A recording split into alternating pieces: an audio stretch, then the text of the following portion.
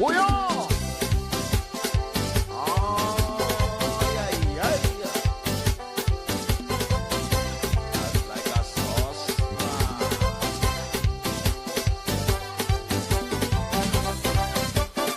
Hey, Pepe.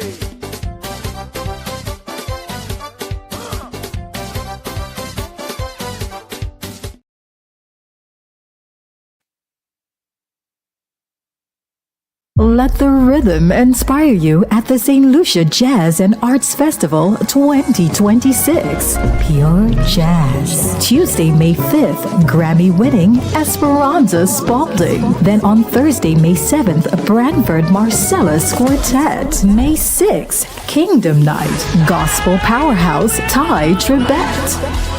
Ada AE. Then feel the rhythm at Caribbean Fusion. Friday, May 8th, featuring the original Wailers with Al Anderson.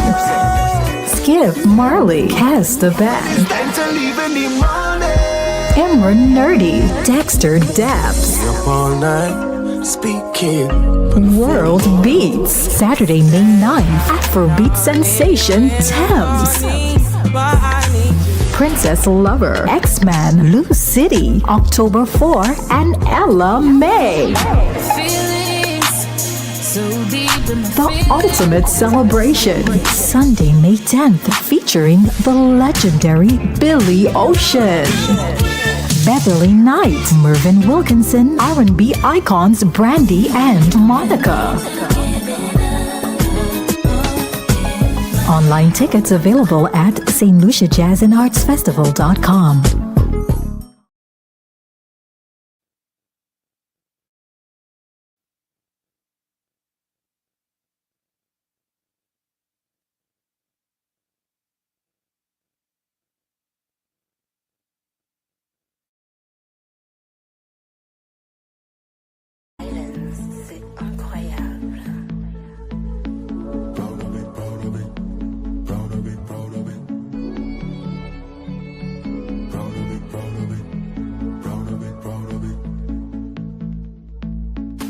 With all the wonders in the world, St. Lucia's only meant for me.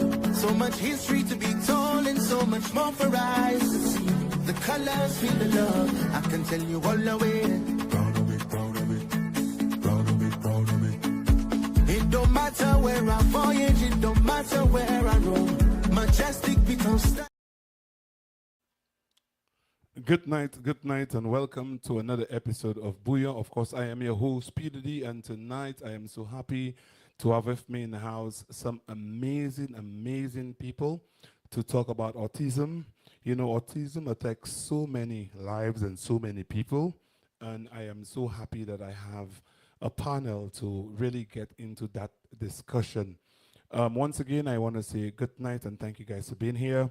I want to also give a big shout out to my SLNDC family for an amazing prayer breakfast yesterday.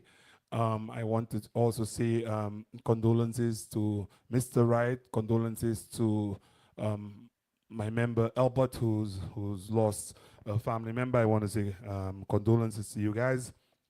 But let me tell you guys, I'm about to have a really amazing discussion. Before I bring my panel on, and we're gonna play one more ad, and then I'm gonna bring them on, and then we're gonna get into the heart and the meat of this discussion. I also want to thank my my Bouyon team for always working tirelessly to ensure that we have a good show, a good program. So thank you, Bouyon and Bouyon team.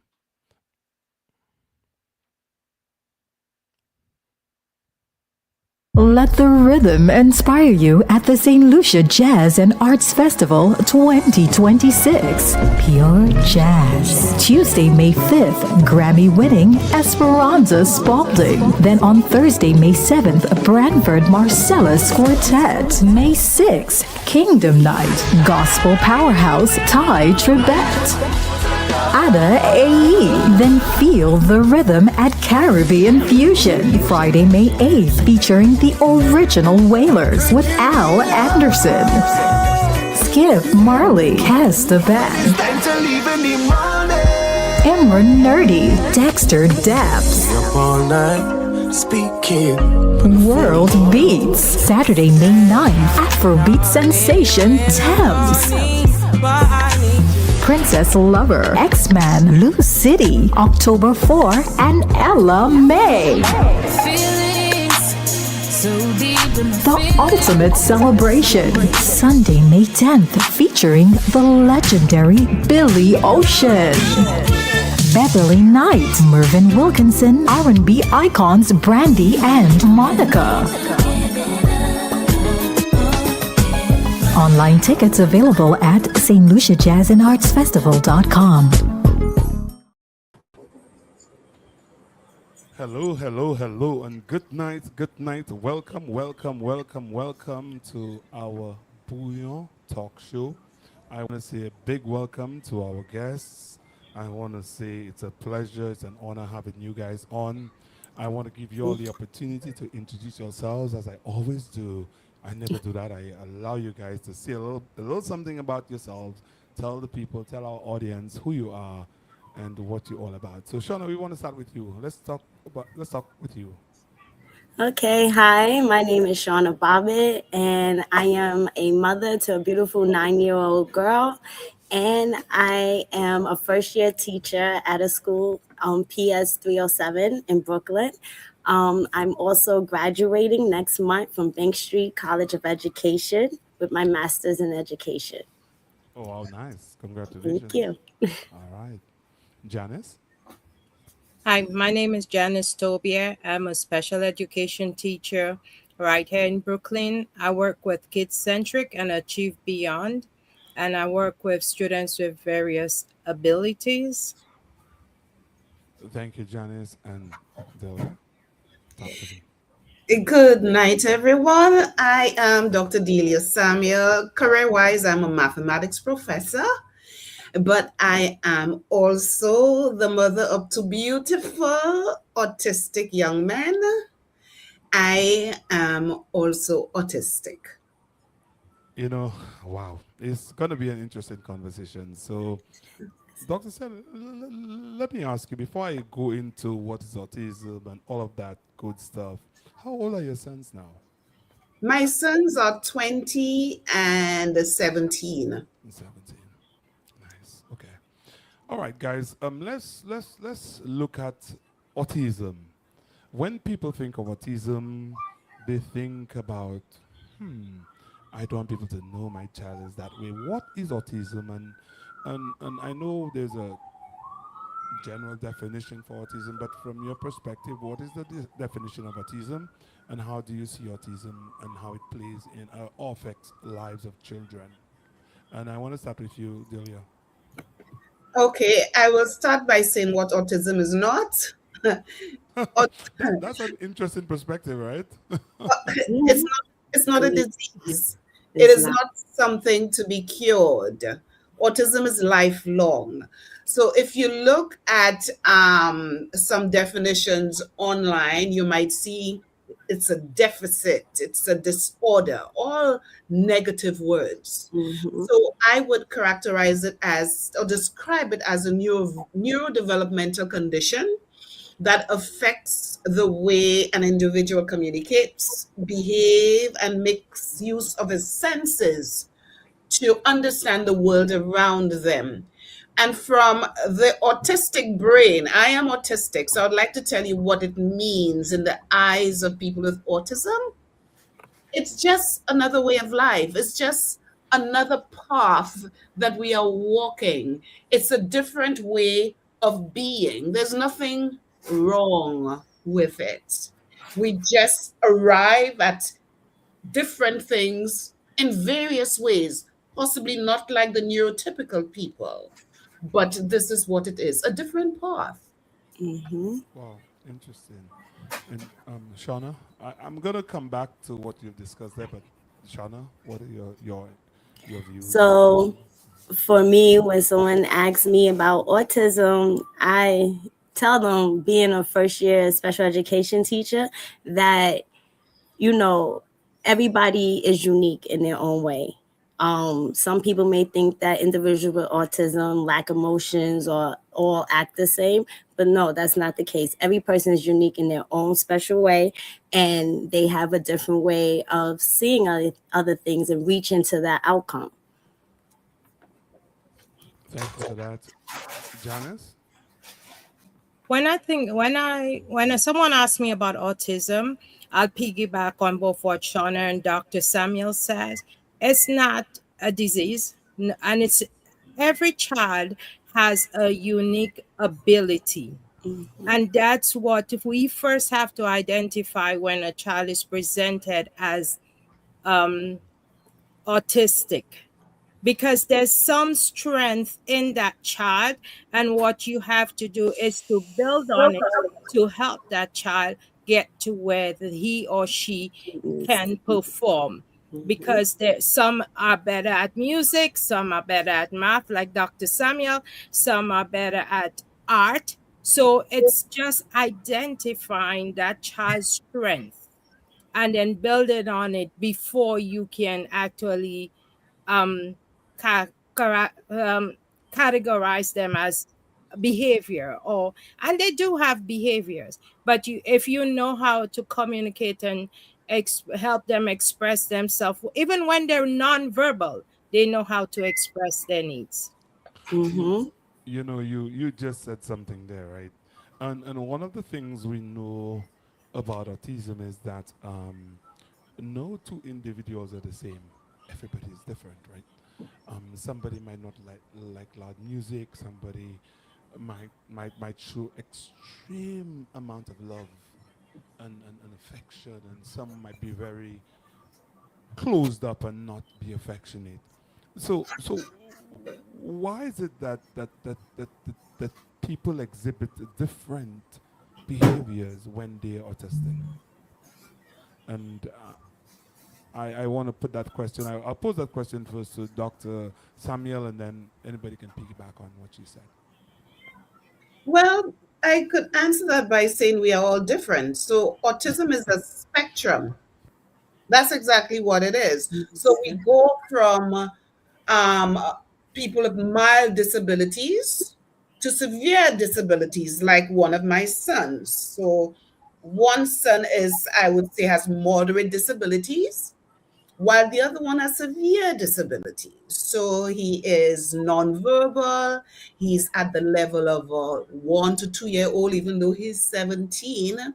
So we display different disabilities because it is a spectrum. Thank you. Anybody want to add to what Dr. Samuel just said?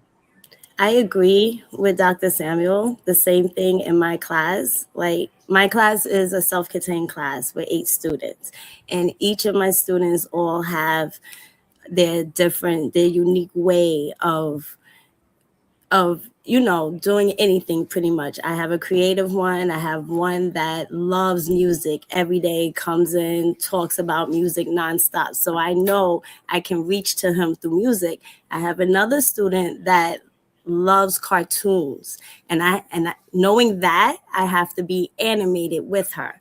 I have another student that's very shy and timid, don't want to say much. So I know for me, with her, it's a one-on-one conversation to help to support her in her needs. So she is absolutely right. Dr. Sam is absolutely right. It's a spectrum. Each child falls on a different part of the spectrum. Thank you. Yeah. And Janice, you want to also add? to add to what was just said, you have some, especially when they're nonverbal and they're trying to express themselves, it may look like they're throwing a tantrum. It may look like they're doing, expressing adverse behaviors. But what it really is, they want to communicate something. And because they're not being understood, or they don't know how to do it, they get frustrated. So you, as the teacher, as Shauna said, you have to know how to calm that child, and then have that child use like hand over hand, or tell them to show you by pointing, or show them pictures in order for them to be able to express those needs. Thank you so much. Let's take one of the comments from one of our audience member who just said, Yolanda Bryce just said, you're absolutely right, Dr. Samuel. That's why I do not call children autistic. They are individuals with autism. Every individual is unique, and we have to change our mindset and approach it approach it approach it as, sorry, as people who are differently abled. I oppose to people who are disabled, and I think she's opposed to calling people that. And that's a I think Dr. Samuel made a very important point about not categorizing them or calling them that way. But one of the things that growing up, and I really want to address this today tonight, is that we look at people with disability or with maybe autism as they're different, yes, but are they less than we are? And I think that's the No. important point. And I know I just generated a whole heap of thing there of all emotions and thought. But in life, like sometimes, and I want to use an example, a live example of my situation where a teacher said, "Oh, your son." They called us and said, "Oh, your son, he's only doing." My wife is on; she'll testify to that, or confirm that he's only doing trucks and vehicles and whatever, and he doesn't listen or he's not listening, and they think that he may be autistic. And I remembered that, and I remembered, and there's still a photo of me being extremely worried. And my wife shares it occasionally with me and says, "Remember that day?" And I said, "I remember that day."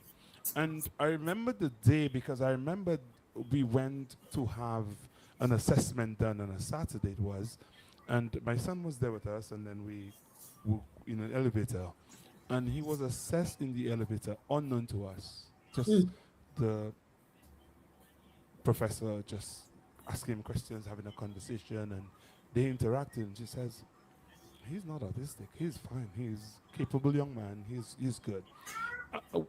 Me saying all of that, I want you guys to tell me, what does it mean to be on the spectrum? Because a lot of times we talk about the spectrum. The spectrum. What is the spectrum? And what does that mean to be on the spectrum? And Janice, I'll start with you. What does it mean when someone says your child is on the spectrum or you are on the spectrum? Because from what I've understood, I think I'm on the spectrum. Is that relatable, or can you see what I'm talking about? Like, I'm a guy who like things in a certain way. Does that mean I'm on the spectrum? Actually, I would start by saying this. I hear it a lot, but a lot of the times when teachers or persons say that child is on the spectrum, it's usually, in my experiences, based on the behavior, or if a child does not want to play with someone else and so on. But does that mean that they're on the spectrum? No. And most times, because I work with the early childhood population, I ask their parents to try and get the child evaluated. Because sometimes, like we keep saying, every child is unique. Sometimes they develop slower. I've had students where they said they're on the spectrum just because they didn't speak by the expected age. But then after a year or so of getting services, because up here in the US, or in New York, they say they're a student with disability between 3 and 5. They don't give them that label. It's after 5 they give them a classification, not a label, a classification. So what you find that, so when you say the child is on a spectrum, they usually go if the child is playing in parallel play or don't want to play with someone else, or the child is throwing tantrums, or if they're nonverbal. And I've had students who were nonverbal and just developed typically, and they were not autistic. They just had a speech delay. Thank you. Anybody want to chime in on that question? Delia?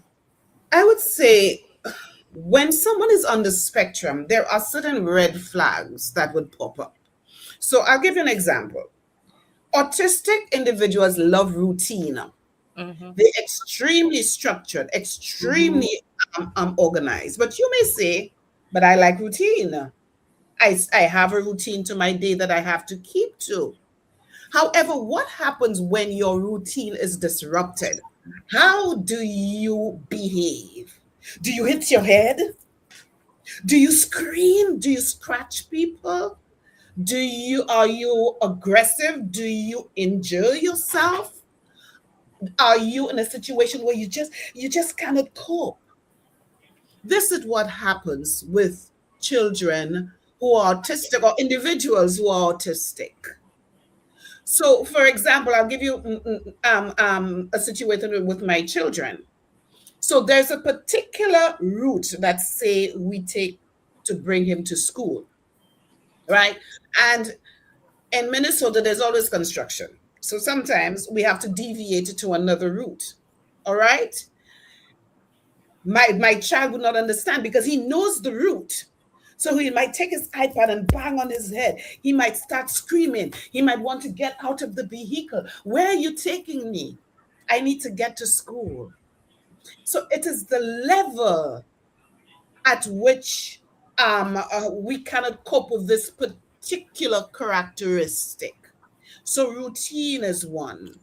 The comprehension, the language comprehension may be different. As I said, some are nonverbal, but others you may have to converse with them differently. Yes. Autistic individuals, don't give them idioms. They will not understand you if you tell them, it's raining cats and dogs. They will look out for the cats and That's in dogs. the box. Yeah. So these are just some examples. And a big one about being on the spectrum is the sensory processing disorder. Yes. What is that? Using their senses to make use of the world around them. So they kind of cope with bright lights. Music. It gives them physical pain. The textures of food, they may need to eat mushy food. Their clothing, they cannot take the tags. My son cannot wear jeans because of the quality of the material. Loud sounds, they cannot cope with parties. I remember bringing my sons to a party when they were small. They were literally bouncing off the walls, literally. They couldn't cope with it. So these are some of the characteristics. Thank you so much, Dr. Samuel. Shauna, you want to add anything? I agree because my classroom, I have to, like, if there's a switch in my schedule, I make sure to tell my students before we start our day, just so they're on point with me and we're all on the same page. And for the most part, it's been working. I tell them, like, listen, guys, I have to switch the schedule a little bit. We might have to do ELA first, and then we're going to go into math. And they're like, okay, I may get a few questions here, why, and this and that. And I'll explain it to them. Also, I have students, the same thing with the lighting in my room. A lot of them complain about the lighting. And I understand completely because the lighting in my room bothers me as well. So I agree with them. I put one light on and I have little lights in the back room. And then we have the smart board. Loud noise. I have plenty of sound counseling headphones for them, especially the loud noises that we get. It's yeah. So I agree, definitely. But you have to, if you're gonna, I would say if you're gonna switch your routine, just let them know. That's what I do in the morning before we start anything. I have them come in, unpack. I'm like, guys, can we take a quick look at the floor today? You guys know it's a Monday schedule. This is normally our schedule, but I had to make a little adjustments here and there, answer a few questions, and everything will go smoothly. Wow. So it's about routine. Mm-hmm. You Yes. just It's a lot confirming about It's big. routine. a lot about routine. Let's just say good night and good evening to everyone who have joined us. We want to say, guys, thank you so much for being here. Uh, Sharice, I see you. I want to say good night to you. Chelsea, I see you as well. I want to say good night. I want to encourage you guys to like and share the page. Somebody just said, we witness so many children. We witness so many children in my age range, 3 to 5, that I teach who are misdiagnosed. And that's an important point about being misdiagnosed. How do we and Dr. Samuel, maybe you might be really equipped and to answer that question. Um, when a child comes, first of all, like saying, okay, is that child autistic? Because the child is particular, because they want certain things done, they behave in a certain way. How do we assess and how do we evaluate kids and know that they are autistic? Or is it a long drawn out process that we go through? Or is it just a few things that we look for and we say, okay, you're autistic or you're not? It's actually done by a psychologist in St. Lucia. It's done by pediatricians who are Mm. qualified to assess that individual, and it is a drawn. It's long, and I will give you an example of for me when I was diagnosed, and I was diagnosed as an adult. I was diagnosed in 2021, and I only went to the psychologist because I saw myself in my children. They were acting like me when I was younger. And what I had to do, because I was an adult, had these, I think it was a packet with at least 20 pages. Quite, I don't like to use the word intrusive, but it really went into my life, making me remember things I prefer to forget, you know. And so I had to go into my childhood, see what I was like as a child, what were my behaviors, what were my sensitivities, what didn't I like, what did people say about me. And they asked me critics in like things like about my attention to routine. Do I like detail? Do I like idle conversations? How do I deal with light? What have we been talking about? How do I deal with social situations? That's a big one. Mhm. How do I react? Can I hold conversations with people?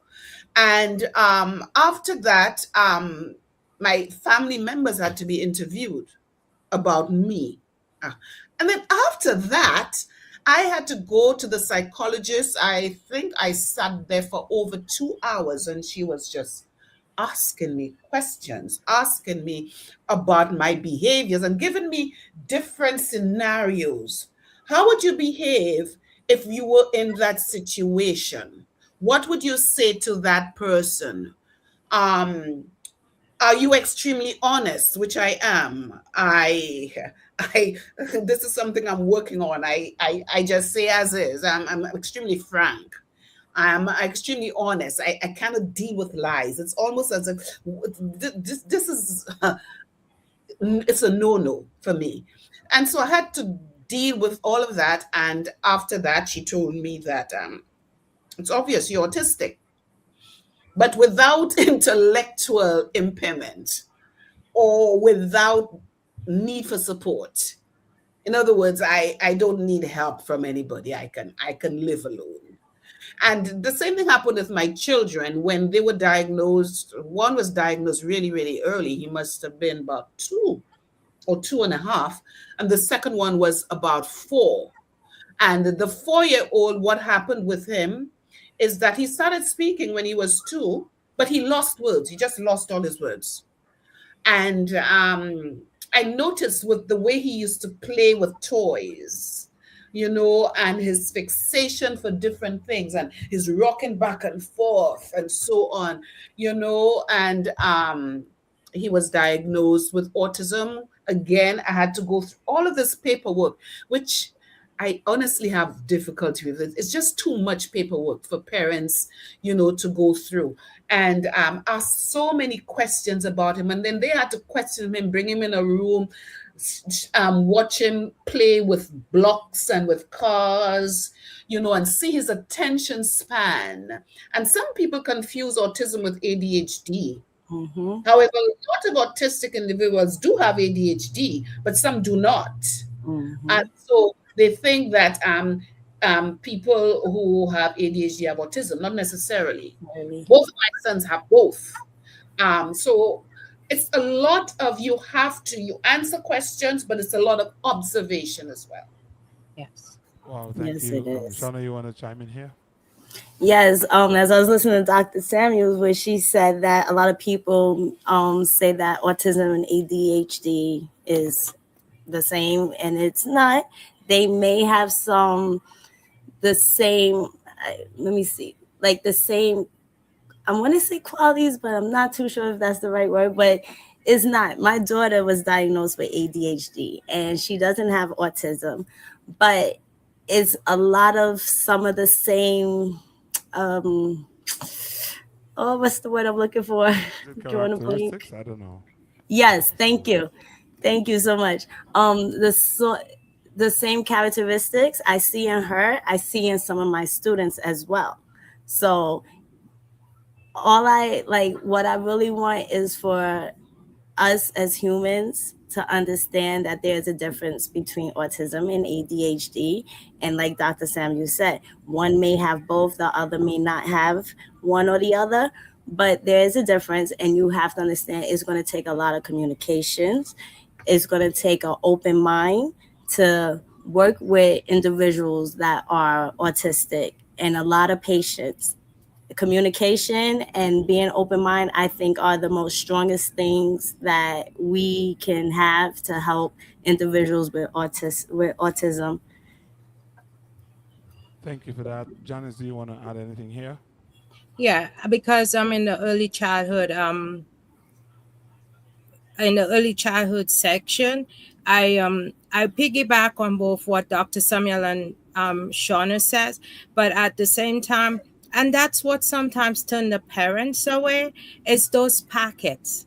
They're so Hmm. thick, especially for the initial um to get permission to start the test with the psychologist, the special ed teacher, the speech, the OT, the PT, that's and all of that, and the parents only need to sign one paper, but the packet is so thick, and then it also causes, I don't know if people know, a few years back, once a child was enrolled in special ed, they continued special ed for the rest of their life. That has changed, and Hmm. parents don't want to do that. A lot of them, they get into the denial stage, and if anybody have ever listened to Dr. Samuel give her story or read her book, you'll find the different stages that she went through, which a lot of parents go through. Because of that, I'm a very strong advocate for parents. And I encourage my parents to get their children tested, because that's the only way you can know the difference. Because sometimes the teachers will just tell them, I listen to the teachers tell the parent, oh, your child seems to have autism. How can you diagnose a 3 or 5 year old with autism when they've not gone through the process? And most times, some of them don't have it. Some of them are truly spoiled, and they exhibit Yeah. behaviors that tells that they're spoiled, but it doesn't mean that they're autistic. So it's always better to go through the process and Get your child just give yourself that peace of mind. That's what I'll say. Thank you for that. We have something from again Yolanda who said autism is not manifested in the same way for all persons with the condition. It has an extremely wide range. As a result, it's called a spectrum because of that breadth. Autism cannot be fit on the uniformed blanketed list of descriptions, behaviors. And I know exactly what she's saying, and she's saying that because, and you guys have said that autism is so broad, and the spectrum is so wide because even Mm-hmm. sometimes, and you know, Dr. Samuel made a very good point that you've lived your life never even thinking that there's anything wrong with you, right? Maybe now you think when you're diagnosed, or maybe as looking at your kids, you kind of think, you know, when I was growing up, I was like that. But then you're an amazingly remarkable, brilliant woman who have gone. I mean, you must be really bright to be doing mathematics, right? So I'm just saying that, right? And the point I'm trying to make is is how we as communities, as a society, what is our perception of autism? We're gonna take a commercial break. When we come back, I want to discuss how we as a society look at autism and how we can make a difference and make changes to how we think or how we look at persons who may be suffering from such conditions, if that's a good way to put it. I'm very careful with my words tonight because I don't want to say the wrong thing. Thank you guys. Again, Thank we will be right back. you. Thursday, April 30th, the St. Lucia Jazz and Arts Festival 2026. Opening night ignites at the Mindu Phillip Park, and we're blazing the trail with the King of Fire, Capleton. Say more fire. Slew them and bare feelings, them a carry. Them done bow already and them Capleton. Jaja city, Jaja town, them off it on it in a cowboy town. Smooth and melodic Diani. Dancehall's bold new voice, Valiant. The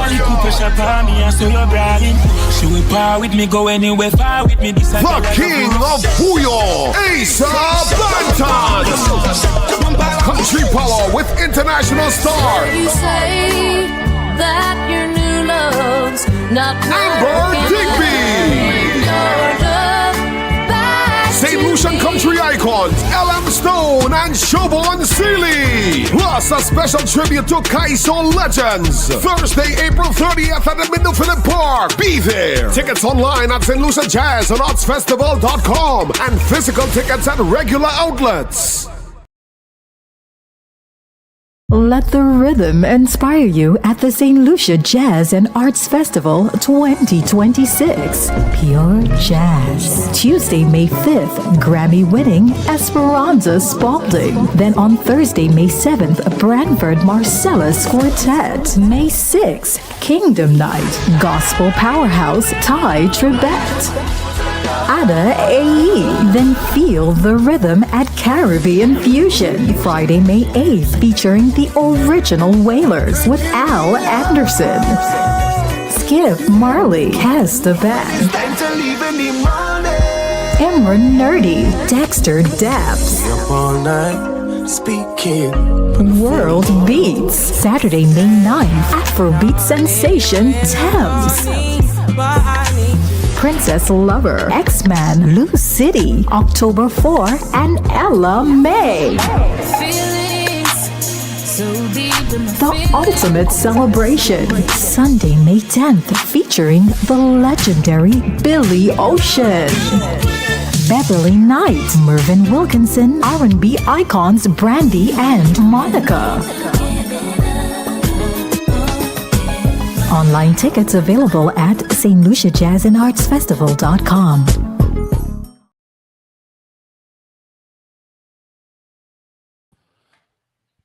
Once again, I want to thank you guys for not logging off. Don't forget to like and share the page. Tell a friend to tell a friend that Watch Radio is on. Peter D is here, and we're doing things our way. We're talking about autism. I want to thank all of our guests here tonight. It's important that we have these conversations. I also want to thank our sponsors, St. Lucia Tourism Authority, for sponsoring our Bouyon Talk Show. And of course, it's all about St. Lucia Jazz Festival. So, ladies, let's talk a little bit about the stigma, how people look at autism and is it right or is it wrong? I remembered the thought process that ran through my mind when my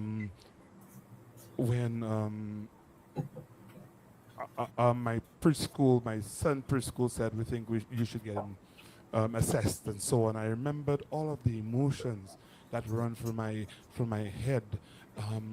Is there that stigma of being ashamed? Is that point of, oh my God, is my child autistic? Will my child be able to fit in society? How will that impact my child? And Shauna, I wanna start with you because you deal with kids with autism all the time. And I kind of wanted to walk us through what it is like to be teaching a class full of children with different needs, because it could be so daunting and challenging because everybody in that room has there's a different expectation for each of them. So for me, a typical day is honestly it's fun. I find it very fun. My children, my students, they are they are full of energy for once. Every morning they come into school, they're on 10, and I'm about to get to 10, so I can at least meet them halfway. And they're always asking, "What are we doing today? Are we having gym?" And I tell them, "Okay, okay, yes, we have gym, but first, let's focus on the first thing. Let's go get breakfast and get upstairs, settle, and get ready for the day."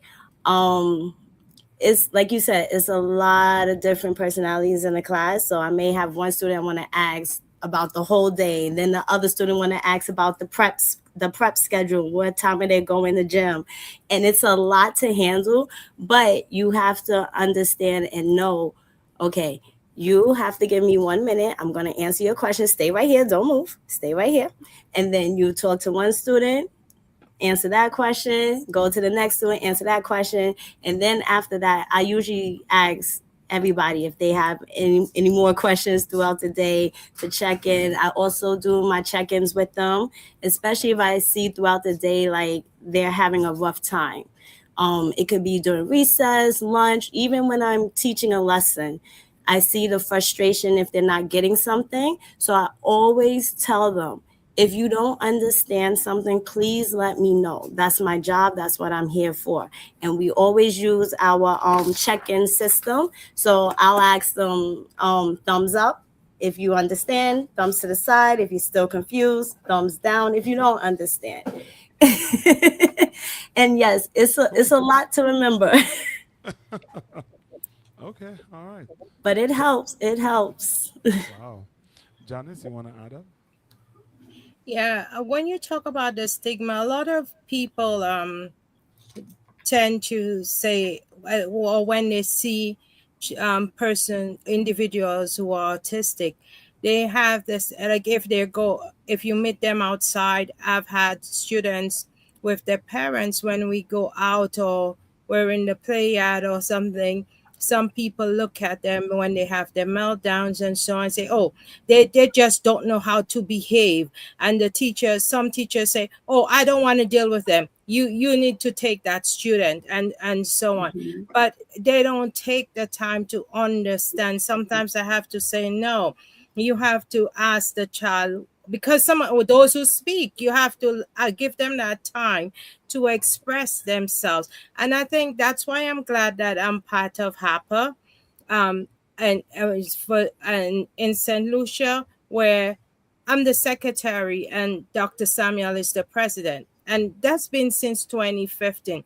I must say there's been a lot more awareness, and there's still a lot of work to be done in terms of the awareness, and not then, even when um, persons with autism go to church, they don't understand. And some parents don't want to take them out. Some parents don't want to do typical stuff with them because of how people label them or how people see them, or make the parent think or the family think that they're bad at parenting.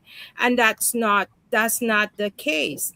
And they just need the support, they need the love, they need the help. The parents themselves are overwhelmed, and they need that support to help them realize they didn't do anything wrong. They just need that support to know how to work with the child or the children. You know, I'm happy you brought this out, and I want to say that to parents out there that there's nothing wrong in getting your child assessed. If you're not doing a disservice to them, I think you actually helping them, because if they're not autistic, then great. If they are autistic, then they will get the necessary help that they need. Yes. Dr. Samuel, I know you can't wait Yeah, to chime in here, yeah. but I'm going to compound the question that I asked with of course talking a little bit about. I think Janice jumped me here, about Sorry. your that's all right, about your organization back home. And I gave you a lot of power when we were on. I say you never told me anything about your organization. You should have told Yes. me. We would have put it that's who we are at Watch Radio. We believe in promoting things that are important. So tell us a little bit about the organization. Tell us how you came up with the name. Tell us. So my question to you is a lotta. So tell us more about the organization. What I know. I think I know what made you went that route, but I want you to tell our audience a little bit about it. Okay, and I hope you come back to me with the stigma question because I have a lot to say about that from an autistic I point of know. view. Yes, so HAPA is our organization and it stands for Helen Association for Persons with Autism. And how was it born?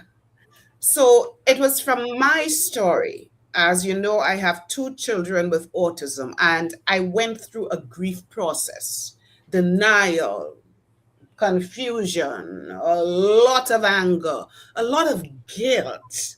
And then I reached the acceptance stage where I accepted autism. And I have to say right now, I've added a new stage to the grief process. I'm at the rejoicing stage. I actually rejoice in autism. I love autism. So I'm at that stage. So it was when I was at the acceptance stage and I had reached a point where I can do this.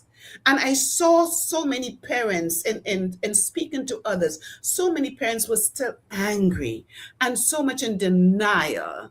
And what happened is that I wanted to give back to St. Lucia and to let them know that you can triumph against the odds in spite of this challenging journey. And so in 2015, I came up with this idea, this big idea, and people told me, you cannot do this, to have the first Autism Awareness Conference in St. Lucia. That was in 2015. And I had 300 participants there. And it was there I roped in my dear Janice Tobier, as well as my vice president, Susie Hall Fontaine. And so I roped in Janice. The two of us went down to St. Lucia with some therapists, and we had that conference. And that was the beginning of what we called at that time the St. Lucia Autism Awareness Conference. And what was the purpose of it?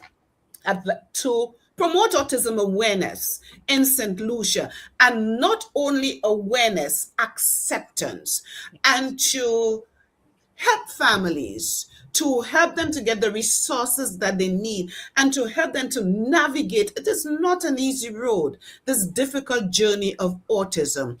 And that is why HAPA is here. And our logo and is a hibiscus, actually. It's the St. Lucian hibiscus, but the colors are the colors of the flag, you know?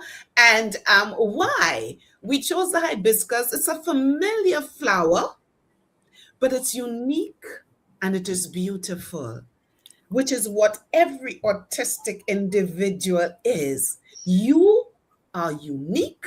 You are beautiful. There's nothing wrong with you. You do not need fixing. You are not a burden. So that is what we are. And our slogan is embracing uniqueness, unlocking potential, because every autistic individual can thrive when given the necessary support. And we all have the potential to be the best we can be and to contribute to society, but we have to be given the necessary supports. Yes. Wow. But let me tell you, I'm not stopping you because I want you to tell me about the stigma that is attached to autism and being surrounded by autistic people. You know, Peter D., the most difficult part for me of the autism journey, it's a difficult part for parents, you know, with our children, it's difficult. But the most difficult part is the social aspect of autism, how people see us. They make a judgment of us. We are told that we are burdens. We are told that we need fixing. We are told that there is something wrong with us. We are ostracized. We are pushed aside. We are called names. We are not given the correct supports in school. We are ridiculed. We are abused. We are called gogo. You know how many times I have been asked to leave a store when I am with my children because they kind of deal with the crowds. They kind of deal with the lighting and the sounds. And so sometimes they would take things off the shelf and so on. I've been told, Mom, you need to leave. When I go to church, they don't like the way my children dance. My children are a distraction.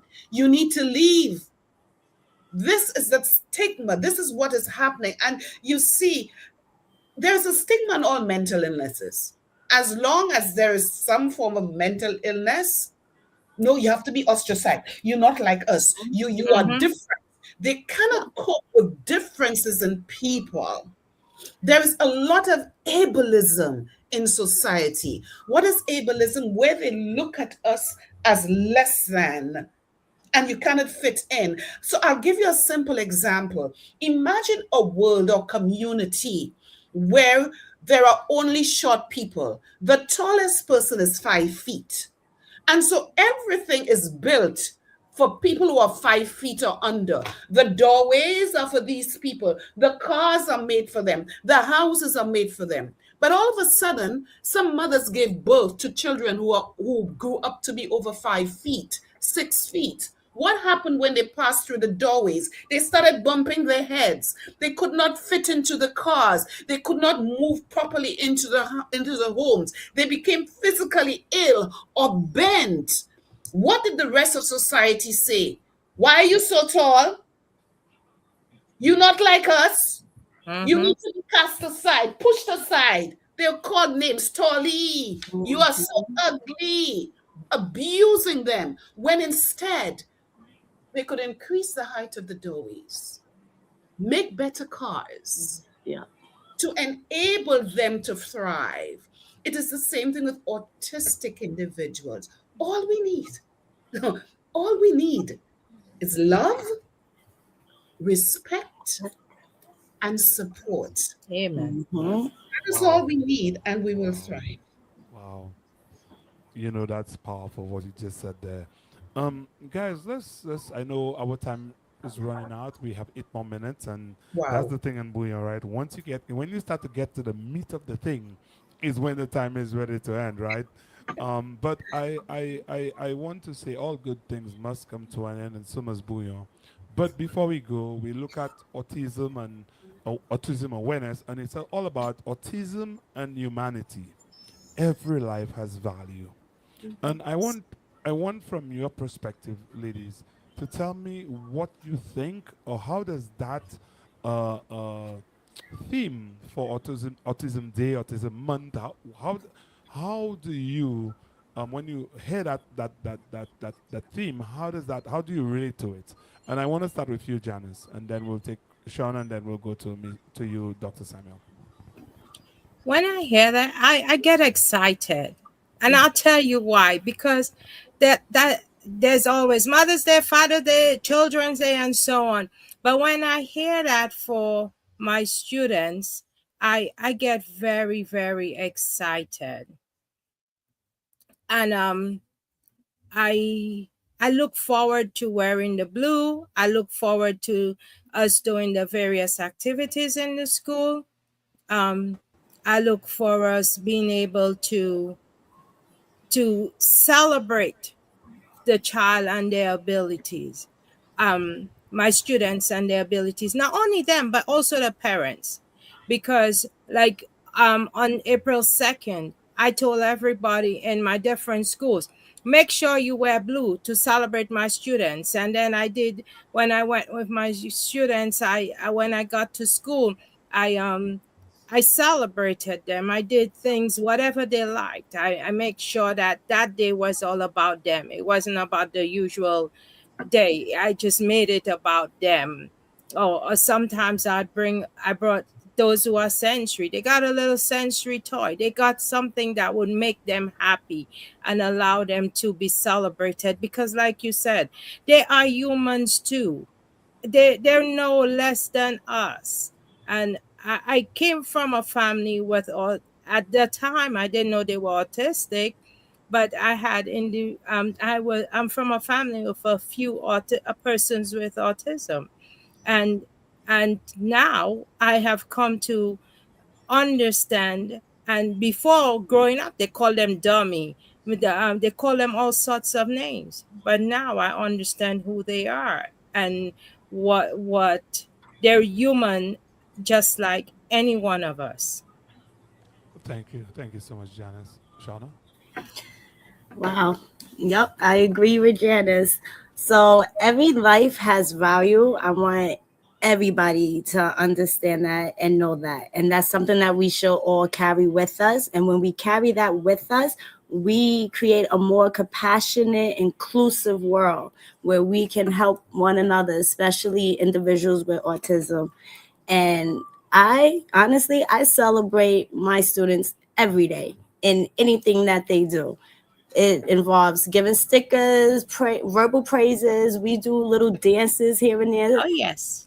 like everything. You name it, we do it in my class. As long as my students are good and know that they are valued, they are seen, they are respected, and know that my attention to them comes from a place of love and they're not judged. They feel safe in my classroom.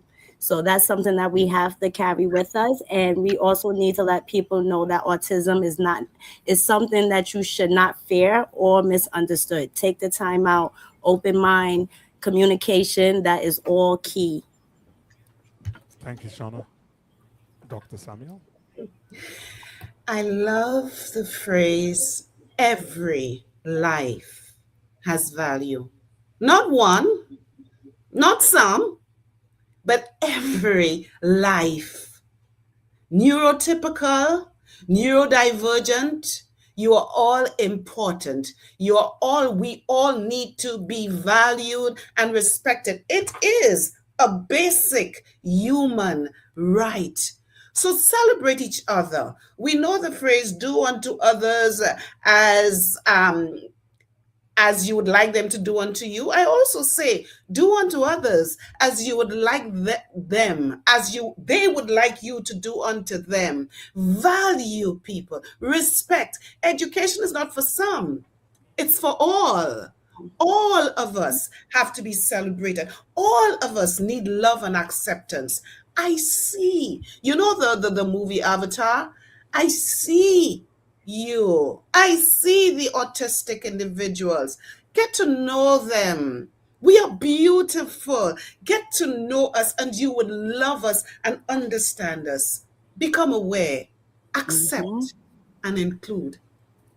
Thank you so much for that, Delia. Thank you so much. Let's just read what Sabine just says. She says, Ms. Bobbitt, I love that you create a space for your students to express how they feel. The kind of interaction in the classroom is powerful. This kind of interaction is powerful. Well done, lady. Yolanda said, Thank you. teaching children with autism is challenging, as it is teaching in general.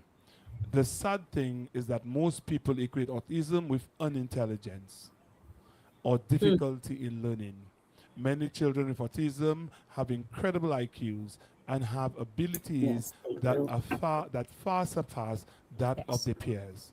As a matter of fact, sometimes the disability lie in the teachers, caregivers, and people in the community who are ill-equipped and inadequate to interact with these individuals. They have a unique way of expressing and processing. And she also said because we are uncomfortable with differences, we have been conditioned to always want to fit in, or else we feel inadequate. Hmm. And she says about you guys are giving me life. Thank you guys for the shares. You're She says welcome. amazing show, and Sabina said amazing show. Yes, Yolanda, and I'll tell you this, right? Yolanda made some really good points. A lot of times, I think it is us that are not able to deal and to cope. I've met a number of persons who are autistic and who have disabilities, and one of the things I found is that there's so much love with these individuals. The amount of love they give you is kind of like unmeasurable, man. Yeah. It's just so unique. Yes. I'm Yes. like, what? So, you know, so I'm really tonight happy that you ladies accepted my invitation to be on this show. I want to thank you so very much.